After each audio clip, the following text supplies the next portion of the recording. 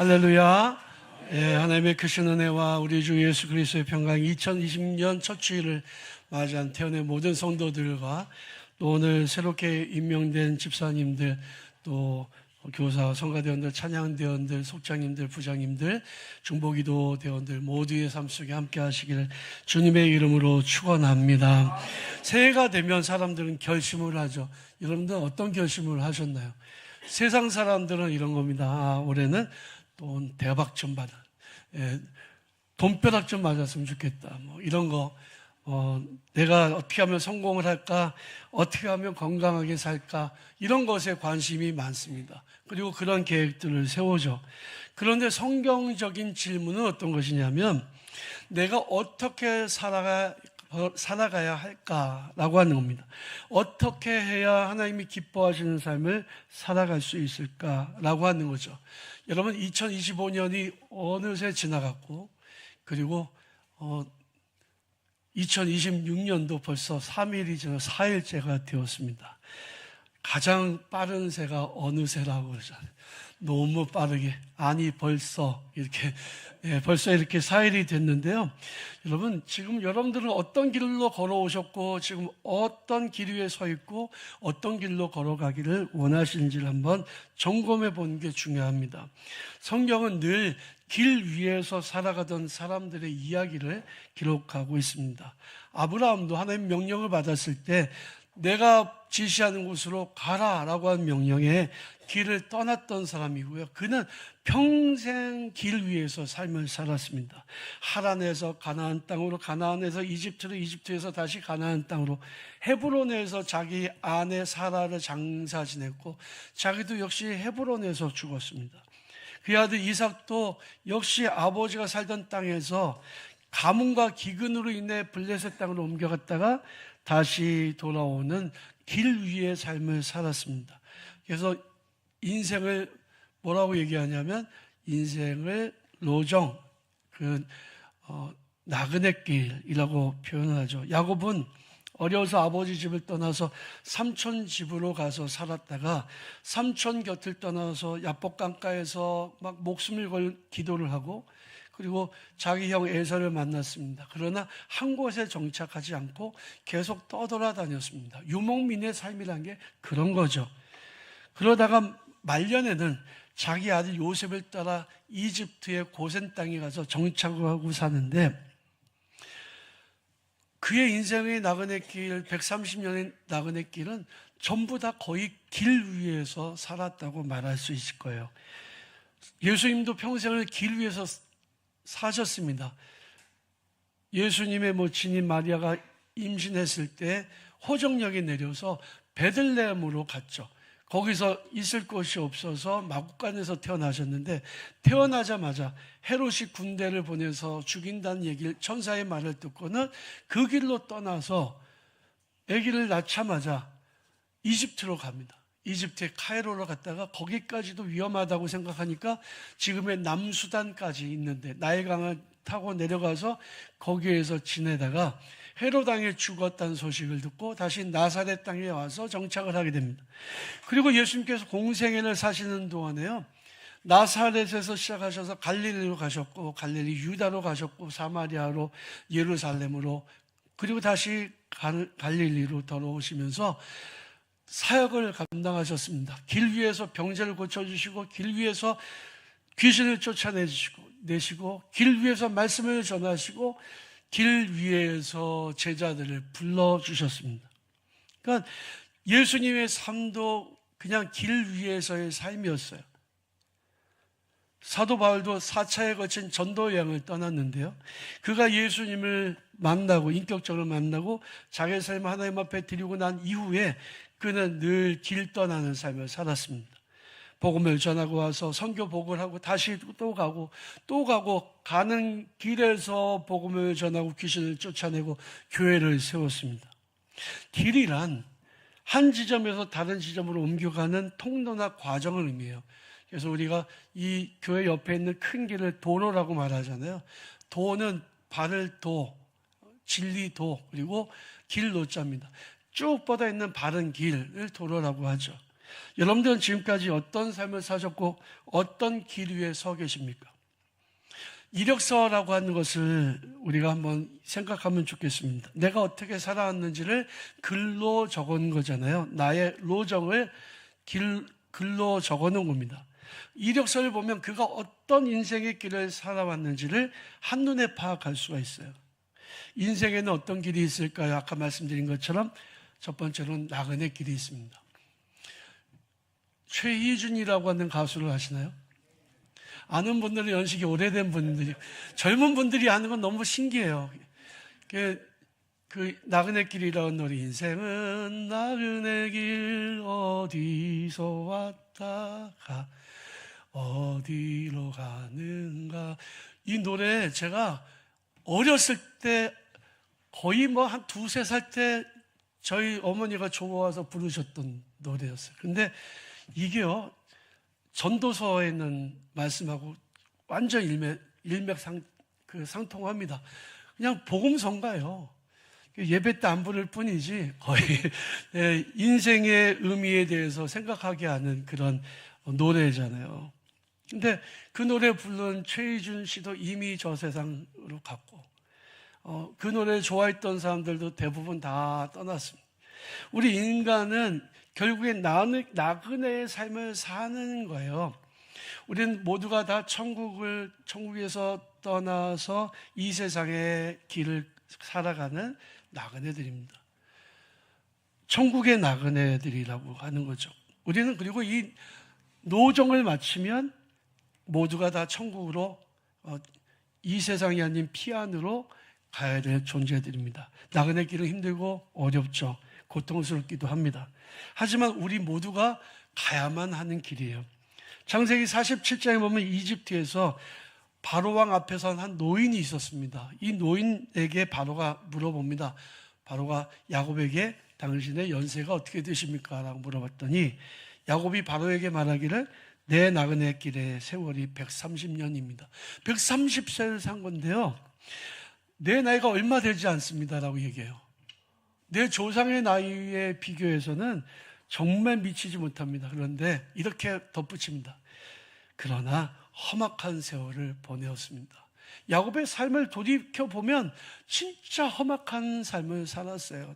누구라도 그런 삶을 살고 싶지는 않을 겁니다. 여러분, 우리 인생은요, 나그네 길이에요. 그래서 언젠가는 돌아갈 운명이라는 것을 기억해야 됩니다. 오늘 우리 아침에 조남원 전사님하고 저희 얘기를 하는데, 나는 언제 죽었으면 좋겠다. 조남원 전사님이 나는 화요일날 죽었으면 좋겠다.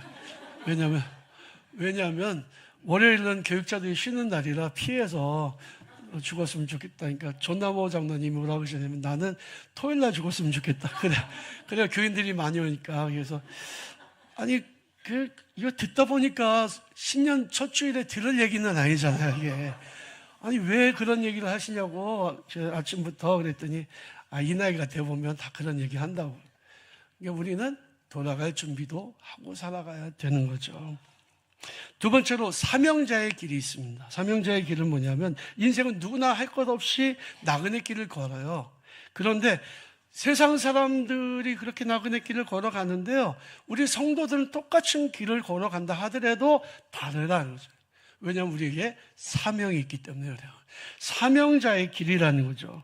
성도들은 하나님의 명령을 받은 사람들이고, 성도들은 자기만 위해서 사는 사람들이 아니라 하나님의 영광 위해 살아가는 사람들이기 때문에 그렇습니다. 성도들은 그래서 사명자의 길을 걸어갑니다. 사도 바울은 디모데후서 4장 7절에서 이렇게 고백합니다. 나는 선한 싸움을 싸우고 나의 달려갈 길을 마치고 믿음을 지켰습니다. 나의 달려갈 길을 다 마치고 선한 싸움을 싸웠습니다. 이게 사명자의 길이라는 거죠. 여러분들은 오늘 다 거의 임명 안 된 분이 없으시죠? 임명 안 된 분들은 혹시 있으면 저한테 말씀해 주시면 다 제가 임명을 또 해드리도록 하겠습니다. 뭐라도 만들어서요. 여러분들 우리 모두가 다 신앙생활 하는데 다 각자에게 맡겨진 사명이 있습니다. 그 사명을 잘 감당한 여러분들이 다 되시기를 바랍니다. 그럴 때 정말 복 있는 삶을 살 수가 있는 거예요. 세 번째는 의인의 길이 있습니다. 의인의 길이 있다면 당연히 악인의 길도 있겠죠. 이 길은 내가 하는 행동에 따라서 결정되는 길입니다. 내가 악하게 살면 악인의 길을 걸어갈 것이고, 내가 의인의 행동을 하면, 의인의 삶을 살면 의인의 길로 걸어가게 되는 거예요. 시편 1편은 시편 150편 중에서 가장 으뜸이 되는 문지기 시편입니다. 그래서 가장 중요하니까 맨 앞에다 놓은 거죠. 어떤 삶을 살아가야 되냐? 복 있는 자의 삶을 살라. 의인의 삶을 살라. 악인의 삶을 살지 말라고 말씀하고 있는 거예요. 의인의 길은 여호와께서 인정하시나 악인의 길은 어떻게 된다고요? 망하리로다. 여러분, 이게 별거 아닌 것 같은데 정말 중요한 겁니다. 착하게 살라는 거예요. 의롭게 살라는 거예요. 하나님 뜻대로 살라는 거예요. 그게 복 있는 자의 삶이라는 거죠. 결국엔 내 의지예요. 내 의지에 의해서 내가 선택하는 겁니다. 근데 잘못 선택하면 망하는 거예요. 복 있는 사람은 어떤 사람이냐? 1절 말씀해 보니까 복 있는 사람은 이러고 나오는데, 복 있는 사람은 돈이 많다, 뭐 일이 잘 된다, 건강하다, 뭐 이런 거 아닙니다. 어떤 목사님들은 자녀를 막 낳아서 그 자녀들이 결혼을 해가지고 결혼해서 아기를 낳는, 저보다 나이가 어린 목사님이 제 앞에서 자랑을 해요. 부러워서 죽겠더라고요. 그러면서 하는 얘기가 결혼을 해야 어른이고, 아기를 낳아야 어른이고, 손주를 낳아야 어른이다. 저보다 자기가 어른이라는 거죠. 여러분, 뭐 세상적으로 보면 그래요. 그렇게 되면 다 뭐 복이 있다고 얘기합니다. 자녀들이 공부 잘해서 좋은 대학 가면 복 받았다. 뭐 돈을 갖다 많이 벌면 복 받았다. 이렇게 얘기하지만 히브리어 원어에서 복 있는 자는 아쉐레이라고 합니다. 아쉐레이. 이 뭐냐면 올바른 길로 걸어가는 사람입니다. 진리의 길로 걸어가는 사람. 예수께서 나는 길이요 진리요 생명이라고 말씀하셨어요.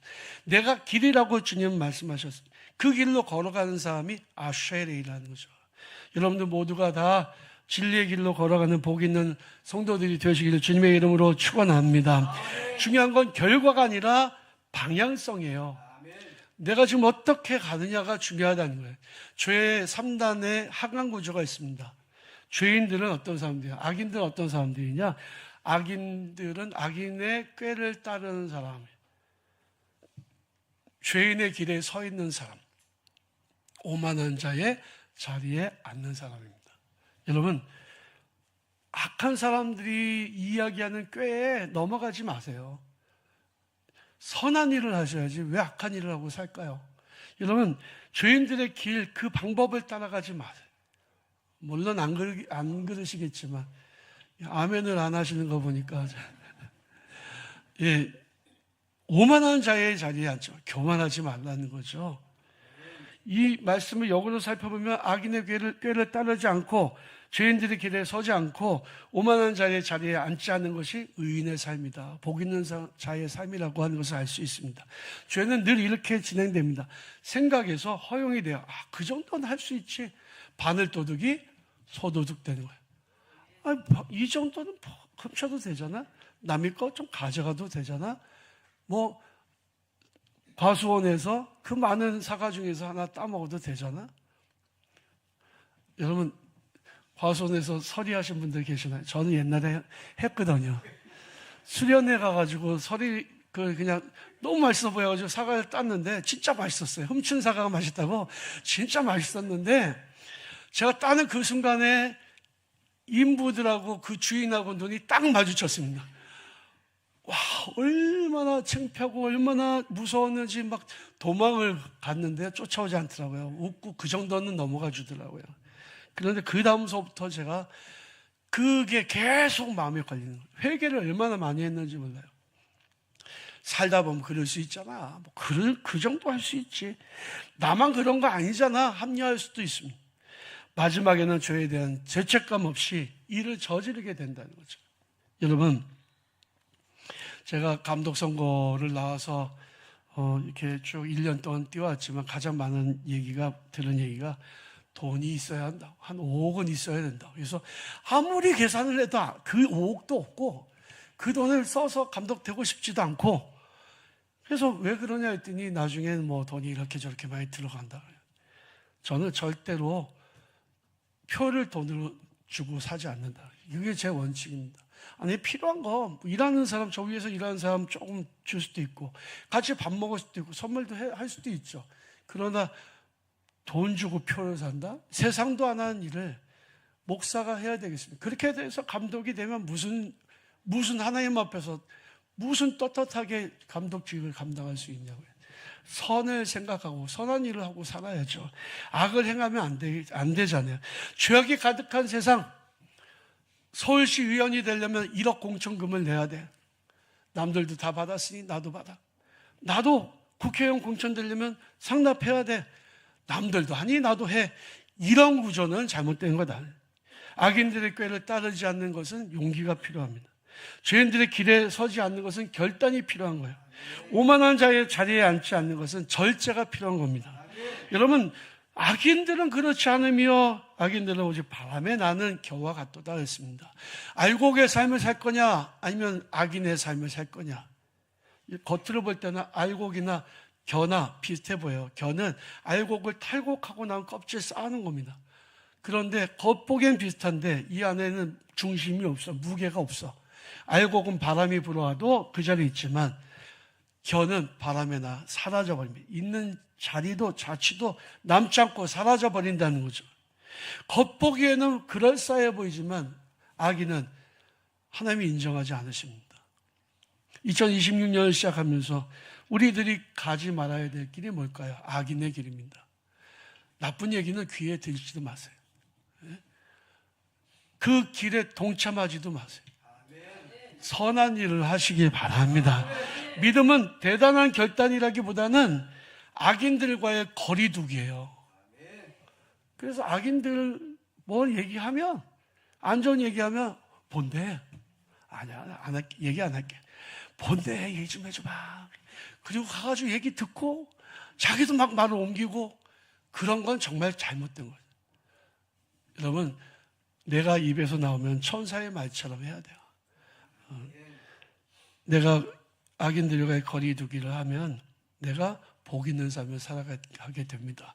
두 번째로는 여호와의 율법을 즐거워하여 그의 율법을 주야로 묵상하는 자라고 말씀하고 있습니다. 밤낮으로 말씀을 묵상하는 거 어떻게 하는 건지 아세요? 성경 읽고 듣고 그리고 입술로 말씀을 읽고 이런 것도 말씀을 날마다 입으로 읊조리고 묵상하는 것이지만 중요한 것은 결정적인 순간에 하나님 말씀을 떠올리는 거예요. 중요한 선택을 할 때 하나님 말씀을 기준으로 삼는 거예요. 기쁠 때나 슬플 때나 하나님의 말씀으로 위로받고 힘을 얻는 태도가 바로 말씀을 묵상하는 태도죠. 나는 믿는 사람이에요. 나는 성도예요. 태원교회 성도예요. 그런데 내가 무슨 일을 중요한 일을 할 때는 말씀이 전혀 떠오르지 않아. 내 욕심대로 살아간다면 잘못된 행동을 하는 겁니다. 의인이 아니에요. 악인의 삶을 살 수밖에 없는 거죠. 말씀을 가지고 붙들고 말씀대로 사는 것이 말씀을 묵상하는 삶입니다. 내가 말씀을 주야로 묵상하면 하나님 어떤 복을 주시냐. 시냇가에 심겨진 나무처럼 시절조차 열매를 맺고 잎사귀가 마르지 않고 늘 청청하며 하나님께서 주시는 복을 받아 누리는 삶을 살아가게 됩니다. 모든 일이 형통하게 됩니다.